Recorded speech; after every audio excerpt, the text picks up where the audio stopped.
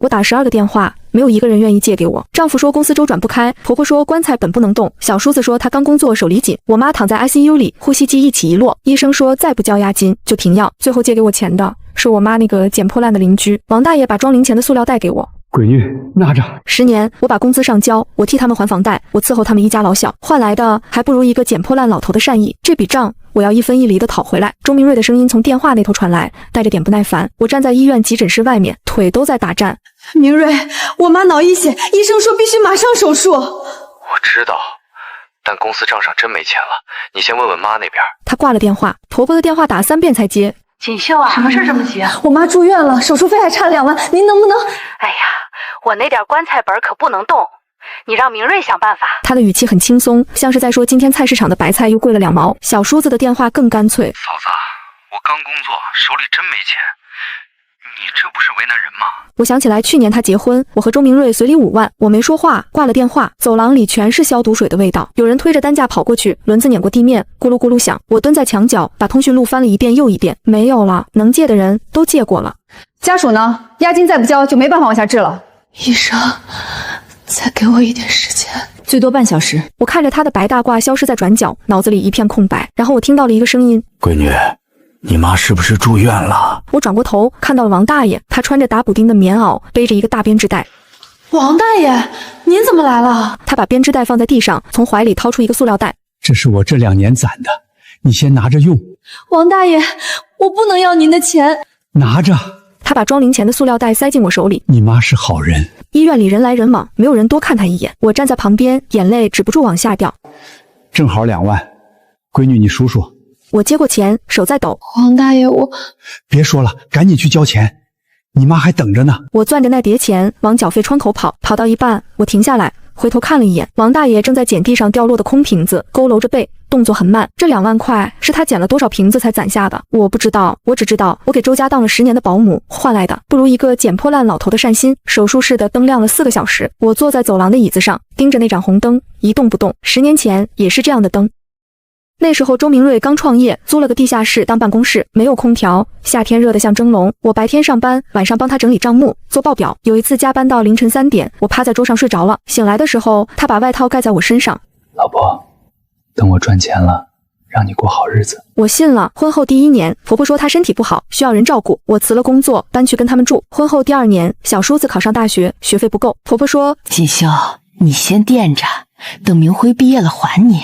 我垫了4年，一共12万，到现在没还过1分钱。婚后第3年，周周出生，我一个人带孩子，喂奶、换尿布，半夜起来冲奶粉。周明瑞说他忙着应酬，忙着谈生意。婆婆说带孩子是女人的事，她年纪大了帮不上忙。婚后第4年，婆婆说家里开销大，让我把工资交给她统一管理。锦绣，我帮你存着，比你自己乱花强。我把工资卡给了他，每个月8000，后来涨到1万2，10年一共84万。婚后第5年买婚房，首付50万，我爸妈出了30万，我出了20万。办贷款那天，周明瑞在外地出差，我一个人跑银行、跑房管局，签了一堆文件。工作人员问我产权人写谁，我看着那张表格，忽然想起婆婆说过的话：锦绣，你嫁进周家就是周家的人了，娘家的事少管。别让人说闲话。我填了自己的名字，那时候我想，这是我给自己留的最后一条退路。没想到这条退路10年后真的用上了。手术室的灯灭了，手术很成功，病人需要在 ICU 观察48小时。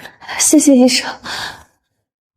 家属注意休息，后面还有很长的恢复期。我点点头，看着护士把我妈推出来，她脸色灰白，头上缠着绷带，插着管子，像一具没有生气的木偶。我跟在担架后面，一步一步往 ICU 走。周明瑞的电话这时候打过来了，手术怎么样？成功了。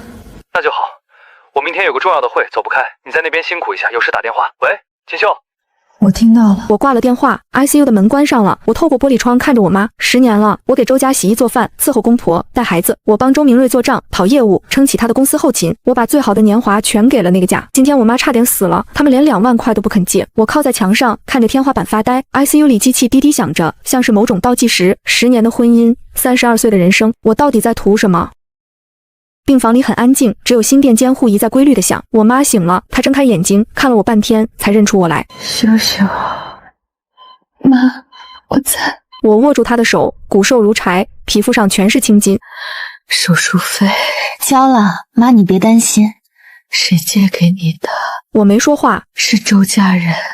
秀秀，妈对不起你。妈，您说什么呢？当年不该同意这门亲事。我愣了一下，他们家的人我早就看透了。她声音很轻，你婆婆嘴上说的好听，心里只有她自己那几个孩子。你在她眼里就是个免费的保姆。我没吭声。这些年你受的苦，妈都看在眼里。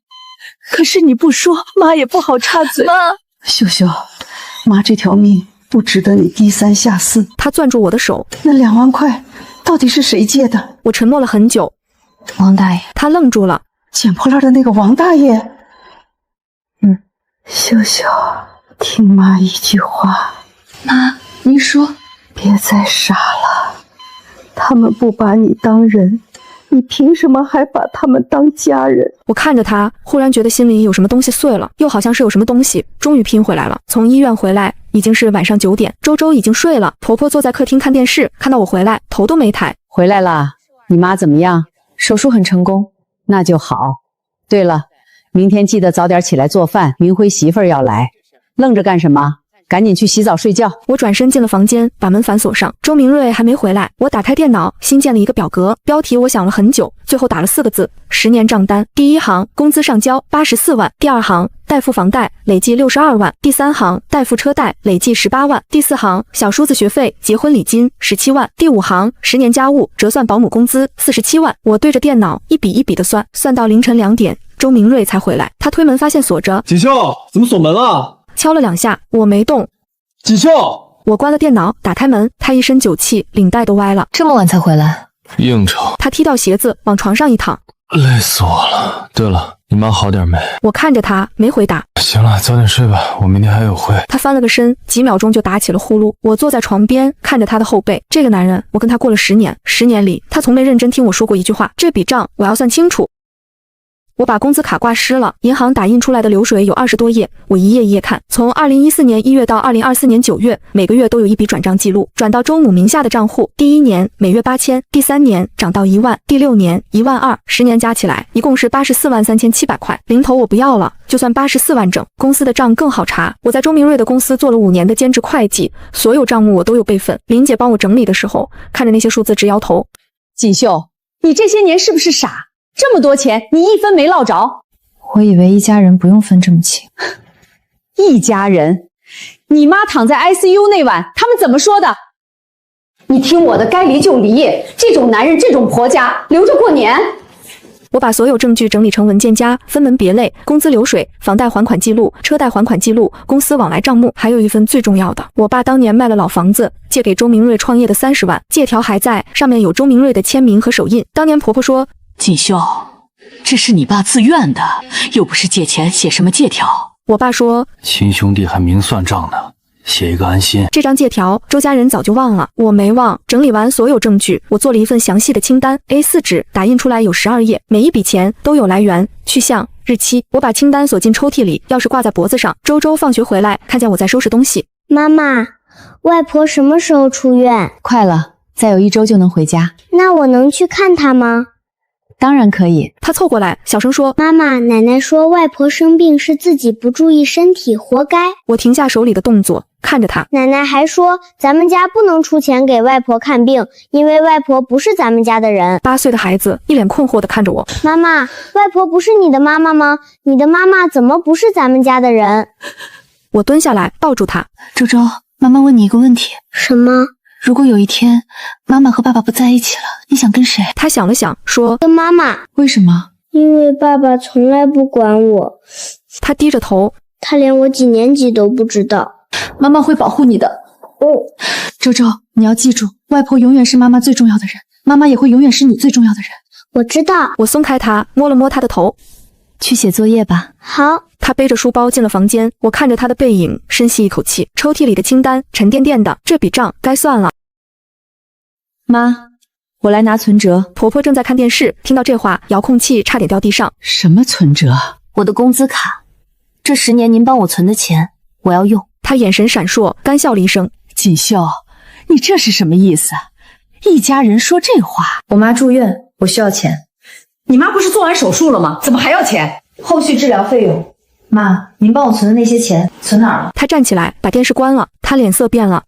我帮你存着，又没乱花。妈，我工作10年，每个月1万多，加起来80多万，这些钱存哪儿了？哪有那么多？你吃的、喝的、穿的，不都是从这里面出吗？我吃您的还是喝您的了？这10年家里买菜做饭、水电物业，哪样不是我掏的？锦绣，你是不是想造反？我就想知道我的钱在哪。看了半天，忽然坐回沙发上，叹了口气，没了。什么没了？花完了84万全花完了。明辉买房要首付20万，明辉结婚彩礼15万，他媳妇怀孕生孩子坐月子7七8八又是10来万，剩下的呢？给你小姑子补贴了。我看着她，忽然笑了。她老公生意不好，总找我借钱。妈，您可真行。锦绣，你什么态度？我什么态度？我自己挣的钱，您拿去贴补您儿子，您女们1分没给我留，我还要什么态度？她站起来，我是长辈，你跟我这么说话。长辈，我也站起来。长辈收儿媳妇的工资，帮儿媳妇存钱，存到最后1分没有，这就是长辈。妈，您别急，我从包里掏出那份清单。既然钱花完了，那我们算算，这10年我在这个家里总共付出了多少？工资84万，房贷62万，车贷18万，明辉的学费和礼金17万，还有10年家务，按保姆价算47万。我把清单递到他面前，加起来228万。妈，这笔账您打算怎么还？他嘴唇哆嗦，一句话说不出来。大门响了，周明瑞进来，看见客厅的架势，愣了一下。怎么了这是？你问你妈。我把清单扔在茶几上，问问她，我这10年的工资花哪儿了？婆婆冲过去拉住她的胳膊。明瑞，锦绣疯了，他跟我要钱。周明瑞看看他，又看看我，皱起眉头。锦绣，有话好好说，怎么把妈气成这样？我冷笑，我好好说了10年换来什么？我妈躺在 ICU 里，你们一家3口2万块都不肯借。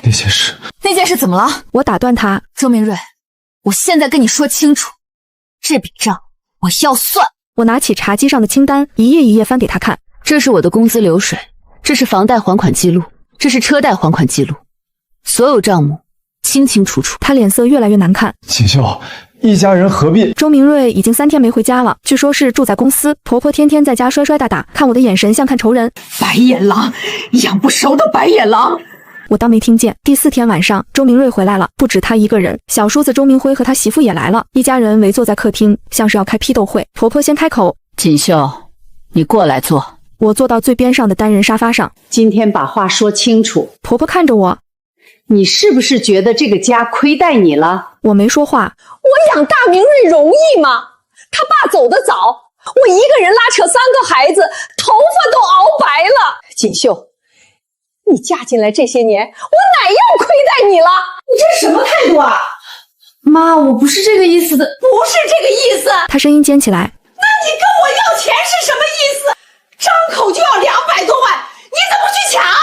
就是。周明辉在旁边帮腔。嫂子啊，你现在翅膀硬了，不认我们这门穷亲戚了。他媳妇也阴阳怪气，结婚10年了，现在算账，早干什么去了？我看着他们，忽然觉得很累。明辉，你大学4年的学费谁出的？他愣了一下。你结婚的礼金谁出的？那是。你买房的首付从哪儿来的？他不说话了。我转向婆婆，妈，我的工资被您花了10年，您现在跟我哭穷，那我问您，这些年我给这个家付出的，您看见没有？你付出什么了？住我们家的房，吃我们家的饭。房子是谁还贷的？菜钱是谁付的？我打断他，你要是觉得我白吃白住，那我们算算清楚，每个月生活费多少，物业多少，水电多少，我倒要看看，是我欠您的，还是您欠我的？婆婆脸色铁青。周明瑞终于开口了：锦绣，一家人何必闹成这样？有话好好说。好好说。我看着他，那你说说，我妈在 ICU 那晚你在哪儿？他张了张嘴，说不出话。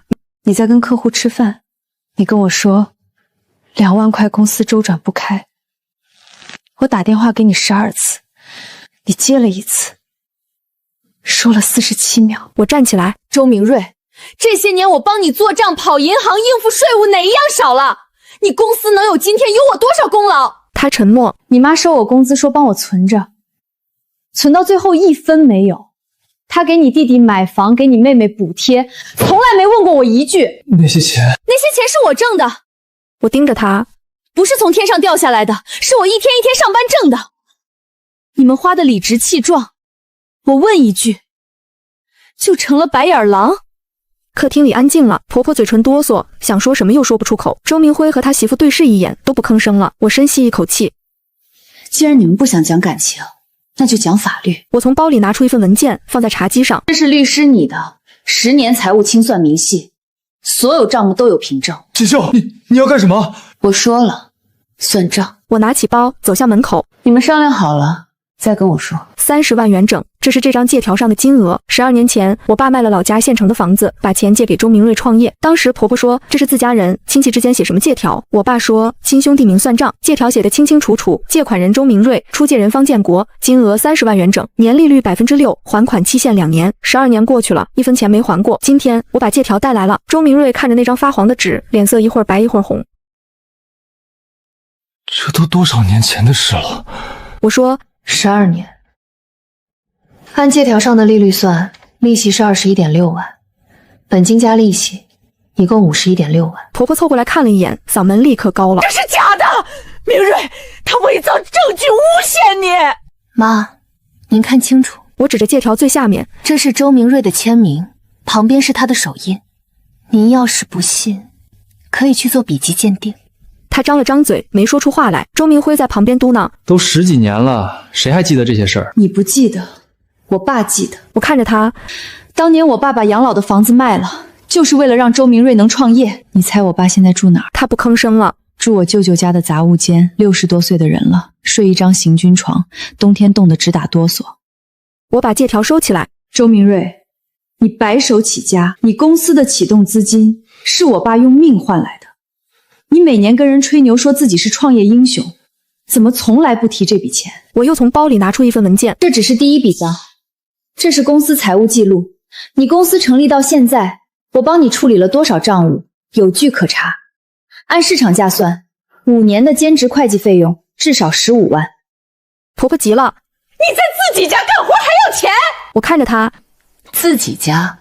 周女士，您刚才还说我是外人呢。她被噎住了。我站起来，把所有文件收好。这些账我会委托律师处理，你们要是觉得不合理，可以上法院。周明瑞终于开口了：“锦绣，你到底想怎么样？”我说过了，算账，账算清楚就完了。我看着他，轻轻笑了一下。当然没完。你还想干什么？离婚。我要离婚。这句话我在心里想了1000遍，今天终于说出口了。周明瑞愣了很久才反应过来。你说什么？离婚。我把一份离婚协议书放在他面前。协议已经拟好了，你看看。他没动。婆婆扑过来抢那份协议。你疯了！你要离婚？你想都别想！这是我和周明瑞的事儿，妈您别插手。我儿子的事儿我怎么不能插手？他把协议书攥在手里。妈，您撕了也没用，我手里还有复印件。周明瑞终于开口了：“锦绣，你冷静一点。”我很冷静。我看着他，你要是不愿意协议离婚，那就诉讼。你是不是吃错药了？婆婆指着我鼻子骂：“你以为你是谁？离了周家，你什么都不是！”我没理他，继续看着周明瑞。你看看协议内容，财产分割我已经列得很清楚了。他终于拿起那份协议，一页一页翻。10年家务折算保姆工资47万，代付房贷车贷80万，上交工资84万，我父亲的借款本息51.6万，公司兼职会计费用15万，加起来277.6万。他看着最后一页，脸色变了。这不可能！哪里不可能？这些钱我们家怎么可能拿得出这么多？拿不出也得拿，这些年你欠我的1分都不能少。锦绣，你这是在逼我们吗？逼你们？我冷笑。我妈在 ICU 那晚，你们连2万块都不肯借，现在跟我说逼你们。他愣住了。那时候怎么没想过我妈的死活？我站起来。周明瑞，协议你看清楚，7天之内给我答复，不答复我就起诉。他追上来。锦绣，有话好好说，离婚是大事，孩子怎么办？孩子跟我。凭什么？凭你连他几年级都不知道，凭你1年到头陪他的时间加起来不超过10天，凭你从来没给他开过家长会，从来没带他看过病。他说不出话了。周明瑞，你有什么资格跟我争孩子？我拿起包，走到门口。7天。走廊里很安静，只有我的脚步声。我走到电梯口，按下按钮，电梯门开了。我走进去，门关上的那一刻，我终于忍不住靠在墙上，深深地吸了一口气。10年了，这笔账终于开始算了。你要是敢带走周周，我就跟你拼命！周明瑞站在他身后。锦绣，周周是周家的血脉，他必须留下。我看着他们没动。周家的血脉，那这8年，他吃的、喝的、穿的，谁出的钱？他生病住院，谁陪在床边？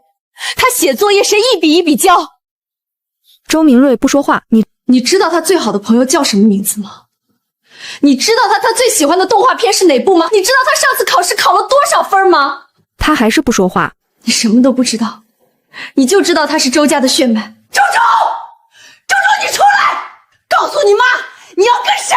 房间门开了，周周站在门口，小脸苍白。周周，过来，告诉奶奶，你是不是要留在这儿？周周看了他一眼，又看了看我。我跟妈妈。婆婆愣住了。周周，你是不是被你妈教坏了？奶奶对你多好，你怎么能……奶奶从来不记得我的生日，每次都是妈妈给我过生日。爸爸，你知道我的生日是哪天吗？周明瑞张了张嘴，说不出话。7月15。我8岁了，你一次都没给我过生日。客厅里安静了，我蹲下来，把周周搂在怀里。走吧，妈妈带你回家。你别想，周周是周家的孩子，你休想带走！妈，明瑞，你拉我干什么？你就眼睁睁看着把周周带走？这件事，法院会判。你们要是对判决不服，可以上诉。周明瑞阴沉着脸。锦绣，你别得意太早，抚养权的事儿没那么简单。是吗？那你告诉我，凭什么争？凭你的收入，我有工作经验，找工作不难。凭你的时间，你1年在家待不了几天。凭你的家庭环境，让孩子跟一个连2万块救命钱都不肯借的奶奶一起住。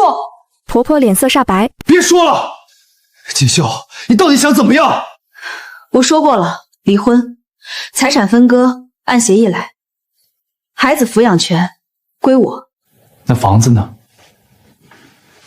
这套房子是我买的，你想要钱可以，房子你别想动。你买的，首付50万我出的，贷款也是我在还。是吗？周明瑞，你确定？什么意思啊？你等着，等法院传票到了，你就知道了。法院调解室里，周家人坐在对面，脸色都很难看。周明瑞的律师翻着文件，皱着眉头。方女士，关于房产分割，我方的意见是……等一下，我打断他，从包里拿出一份文件。在讨论产分割之前，有一件事需要确认。什么事？这是这套房子的产证。他拿起来看了一眼，脸色变了。不可能！什么不可能？这房子明明是我的名字。你再看看。他盯着产权证看了半天，手开始发抖。锦绣，对，产权人是我。婆婆凑过来看，一下子瘫坐在椅子上。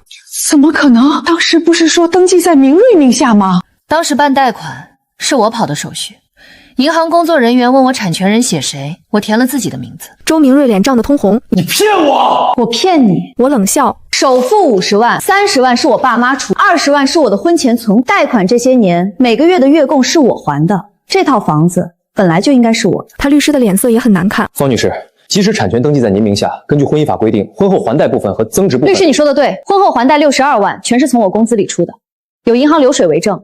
增值部分我们可以按比例分割。而且我拿出另一份文件，这是我父亲借给周明瑞的30万创业资金，12年没还过，按借条上的利率算，本息一共51.6万。这笔钱是不是应该先从周明瑞的财产里扣除？调解员看了看两边，轻咳一声，双方冷静一下。这些问题可以慢慢协商。不用协商，我说我的诉求很简单：第一，离婚；第二，孩子归我；第三，房子归我，我退还周明瑞他应得的那部分。周明瑞死死盯着我。第四，我父亲的借款，周明瑞限期归还。方锦绣，你好狠！我狠？我看着他，我妈在 ICU 那晚，你在干什么？他不说话。我给你打了12个电话，你接了一次，说了47秒。你说公司周转不开，让我再想想办法。那件事怎么了？你公司账上有300多万流动资金，你跟我说周转不开？他脸色白了。周明瑞，我冷冷地说：“你是不是以为我不知道？公司的账是我做的，每一笔进出我都清清楚楚。”调解室里安静了很久，最后周明瑞的律师打破沉默：“我方需要时间考虑。”可以。我站起来，但我的底线不变。我走到门口，回头看了他们一眼。婆婆还瘫在椅子上，嘴唇哆嗦。周明瑞低着头，一言不发。这套房子是我给自己留的最后一条退路，靠不住。门在身后关上，走廊里的阳光很亮，照在脸上暖洋洋的。10年了，我终于把欠自己的都拿回来了。法院门口的台阶一共12级，我站在最上面那一级，判决已经下来了，离婚，孩子归我，房子归我，周明瑞应得的份额折算成现金，我3年内付清。周明瑞走到我面前，停下来。锦绣，我没说话，能不能再给我一次机会？我看着他，忽然觉得很陌生。这个男人，我跟他过了10年，10年里，我以为我了解他，现在我才发现，我从来没有了解过他。周明瑞，你知道吗？我妈躺在 ICU 那晚，我最难过的不是借不到钱，是我忽然发现，这10年，我活得像个笑话。锦绣，我以为付出就会被看见，我以为真心换真心，我以为一家人不分彼此。我笑了一下，结果呢？他张了张嘴，说不出话。结果我发现，我只是一个免费的保姆，一个提款机，一个随时可以牺牲的外人。你不是外人，不是吗？那你妈说的你妈的病凭什么要我们家出钱是什么意思？你弟说的你这不是为难人吗是什么意思？你说的公司周转不开是什么意思？周明瑞，你从来没把我当家人，你只是需要一个人帮你做家务、带孩子、管账、伺候父母，我就是那个人而已。锦绣，错了，你没错。我说是我错了，我不应该花10年时间才看清这一点。我转身往台阶下走。锦绣，以后还能见面吗？探视时间协议里写得很清楚。我继续往下走，周周在台阶最下面等我，背着他的小书包。我走过去，牵起他的手，走吧，回家。妈妈，我们以后住哪儿？我们的新家。那个家只有我们2个人吗？等外婆身体好了，就搬过来跟我们一起住。好。那个家会有人吵架吗？不会。真的？真的，那个家只有爱你的人。他笑了，露出缺了一颗门牙的牙齿。那我们快点回去吧。好，我牵着他的手往前走，身后周明瑞还站在台阶上看着我们远去。我没有回头。进新家的第1天，周周在每个房间跑来跑去。这是我的房间吗？是的。那个小桌子给我写作业的吗？那个大熊呢？也是我的吗？是的，也是你的。他高兴地在床上蹦了几下，然后跑过来抱住我。妈妈，我好喜欢这个家。我抱着他，眼眶有点发酸。我妈坐在客厅的沙发上，看着我们笑。她的身体恢复得不错，已经能自己走路了。秀秀，把窗帘换个颜色吧，这个太暗了。好，妈，您说换什么颜色？米白色，看着亮堂。行。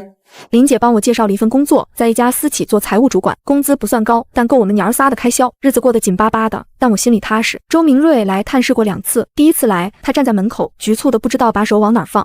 周周在吗？在。你进来吧。他进来，四下打量这个房子，收拾的不错。我没接话。周周从房间跑出来，看见他，愣了一下。爸爸。周周。周明瑞蹲下来，爸爸来看你。周周看了我一眼，然后慢慢走过去。爸爸，你今天有空吗？有空。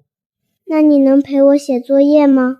周明瑞愣了一下，然后说好。他陪周周写了1个小时的作业，走的时候他在门口站了很久。锦绣，公司最近出了点问题。哦，账上的事儿以前都是你在管，现在新来的会计不熟悉，好多东西对不上。我看着他没说话。你能不能？不能。他愣住了。周明瑞，我们离婚了。我说你公司的事儿跟我没关系。他张了张嘴，想说什么，最后什么都没说，转身走了。晚上，我站在阳台上，看着窗外的夜景，城市的灯光很亮，一格一格的窗户里透出温暖的光。周周洗完澡，穿着小睡衣跑过来。妈妈，你在看什么？看星星。哪里有星星？他踮起脚往外看。我怎么看不见？今天云太多，看不见。那明天能看见吗？明天试试。他点点头，靠在我身边。妈妈，我们以后会一直住在这里吗？会的。那我可以请同学来家里玩吗？当然可以。他高兴地搂住我的腰。妈妈，我觉得现在比以前开心。为什么？因为以前奶奶总是骂人，爸爸总是不回家，现在只有妈妈和外婆，大家都不吵架，每天都很开心。我摸了摸他的头，没说话。妈妈，你开心吗？我想了想，说开心。真的吗？真的。我低头看着他，认真地说，周周，我们的新生活开始了。他眨眨眼睛，笑起来。那我们明天吃什么？你想吃什么？红烧肉。好，妈妈给你做。还有可乐鸡串，还有……好了，全都做。他欢呼一声，跑回房间去了。我站在阳台上，看着他的背影消失在门后，云散了一点，露出几颗星星，很小很远，但很亮。我深吸一口气，对着那几颗星星轻轻地说：谢谢你，10年前的我。谢谢你在那张产权证上填了自己的名字，谢谢你给自己留了一条退路。现在我终于走上了这条路。